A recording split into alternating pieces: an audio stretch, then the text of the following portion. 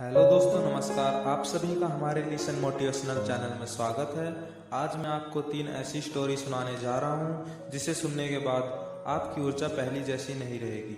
तो चलिए बिना आपका समय गवाए मोटिवेशनल स्टोरी को शुरू करते हैं। दोस्तों, पहली कहानी है हार गया लेकिन खुद से जीत गया।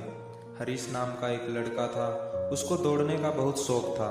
वह कई मैराथन में हिस्सा ले चुका था, परंतु वह किसी भी रेस को पूरी नहीं करता था। एक दिन उसने ठान लिया कि चाहे कुछ भी हो जाए वह रेस पूरी करके रहेगा।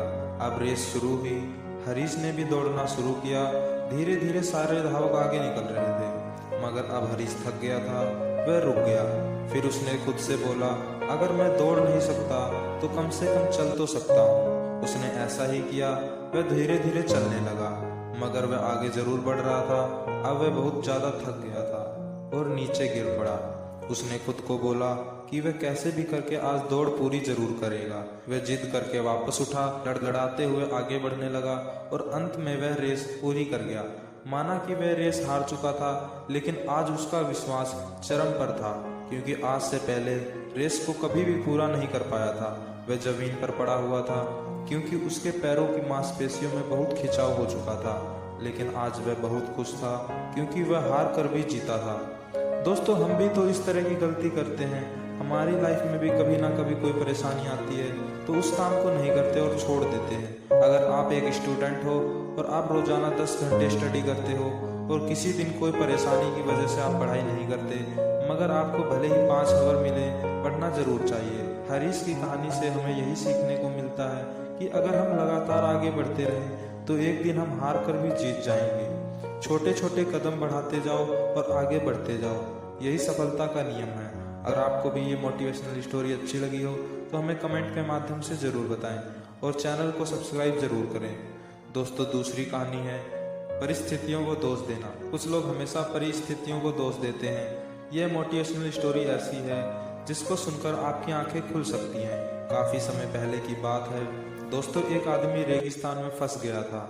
वह मन ही मन अपने आप को बोल रहा था कि यह कितनी अच्छी और सुंदर जगह है। अगर यहाँ पर पानी होता तो यहाँ पर कितने अच्छे अच्छे पेड़ उग रहे होते और यहाँ पर कितने लोग घूमने आना चाहते होंगे। मतलब ब्लेम कर रहा था कि यह होता तो वो होता, वो होता तो यह होता। ऊपर वाला देख रहा था। अब उस इंसान ने सोचा, यहाँ पर पानी नहीं दिख रहा है। उसको थोड़ी देर आगे जाने के बाद उसको एक कुआं दिखाई दिया जो कि पानी से लबालब भरा हुआ था। काफी देर तक विचार विमर्श करता रहा खुद से। वहां पर एक रस्सी और बाल्टी दिखाई दी। इसके बाद कहीं से एक पर्ची उड़ के आती है, जिस पर्ची में लिखा हुआ था कि तुमने कहा था कि यहाँ पर पानी का कोई स्रोत नहीं है, अब तुम्हारे पास पानी का स्रोत भी है। अगर तुम चाहते हो तो यहाँ पर पौधे लगा सकते हो। वह चला गया। दोस्तों, तो ये कहानी हमें क्या सिखाती है? कहानी हमें यह सिखाती है कि अगर आप परिस्थितियों को दोष देना चाहते हो, कोई दिक्कत नहीं है, लेकिन आप परिस्थितियों को दोष देते हो कि अगर यहाँ पर ऐसा हो और आपको वह सोर्सेस मिल जाए तो क्या परिस्थितियों को बदल सकते हो? इस कहानी में तो यही लगता है कि कुछ लोग सिर्फ परिस्थितियों को दोष देना जानते हैं। अगर उनके पास उपयुक्त स्रोत हों तो वे परिस्थितियों को नहीं बदल सकते, सिर्फ वह ब्लेम करना जानते हैं। लेकिन हमें ऐसा नहीं बनना है। दोस्तों, इस कहानी से हमें यह शिक्षा मिलती है कि अगर आप चाहते हो कि परिस्थितियां बदलें और अगर आपके उसके लिए उपयुक्त साधन मिल जाए, आप अपना 1% योगदान तो दे ही सकते हैं। और मुझे पूरा भरोसा है कि अगर आपके साथ ऐसी कोई घटना घटित होती है, आप अपना योगदान जरूर देंगे। ये कहानी आपको अच्छी लगी होगी। अगर आप चाहते हो कि आपको ऐसी मज़ेदार कहानियाँ मिलती रहें तो आप बिल्कुल सही जगह पर हैं। दोस्तों, मैंने आपका ज़्यादा समय खराब नहीं किया है और इस मोटिवेशनल स्टोरी को मैंने कम से कम शब्दों में समेटने की कोशिश की है, जो कि मैं कर पाया। दोस्तों, तीसरी कहानी है ईमानदारी का फल। काफ़ी समय पहले की बात है। प्रतापगढ़ नाम का एक राज्य था। वहाँ एक राजा बहुत अच्छा था, मगर राजा को एक सुख नहीं था। वह यह कि उसके कोई भी संतान नहीं थी और वह चाहता था कि अब वह राज्य के अंदर किसी योग्य बच्चे को गोद ले ताकि वह उसका उत्तराधिकारी बन सके। राजा ने सभी बच्चों को पौधे लगाने के लिए भिन्न भिन्न प्रकार के बीज दिए और कहा कि अब हम 6 महीने बाद मिलेंगे और देखेंगे कि किसका पौधा सबसे अच्छा होगा। महीना बीत जाने के बाद भी बच्चा ऐसा था जिसके गमले में वह बीज अभी तक नहीं फूटा था, लेकिन वह रोज उसकी देखभाल करता था और रोज पौधे को पानी देता था। देखते ही देखते 3 महीने बीत गए। बच्चा परेशान हो गया। तभी उसकी माँ ने कहा कि बेटा धैर्य रखो, कुछ बीजों को फलने में ज़्यादा वक्त लगता है। और वह पौधे को सींचता रहा। 6 महीने हो गए। राजा के पास जाने का समय आ चुका था, लेकिन वह डरा हुआ था कि सभी बच्चों के गमलों में तो पौधे होंगे और इसका गमला खाली होगा।